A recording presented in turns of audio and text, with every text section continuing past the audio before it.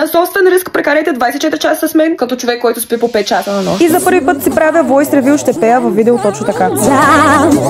Започваме с картина на луди галактически котки. Това беше инспото. Като в някакъв момент реших, че това ще е челендж за мен. След като сложих малко черно, се издразних сама на себе си и реших до края на видеото да няма черна боя. Да има само цветове и вайб. И да, много ми е забавно докато рисувам. Чувствам се много в енергията си, в елемента си.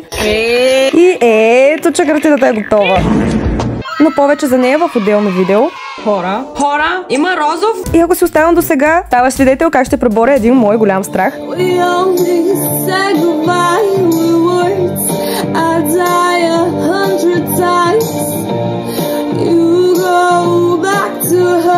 Първата песен, която се научих да пея на караоке. Baby, can't you see I'm calling a guy like you, sure what I'm warning is dangerous.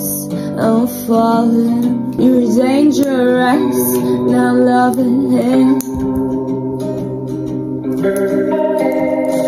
Too high, can't come down, losing my head, spin round and round. Do you feel me now? И вече става късно, е време за селфкер, музика и документалки и явно качване на постове. Да си лягам, ти беше ли са, аз не лягам, аз съм вампир, аз оживявам през нощта. Creatures of the night.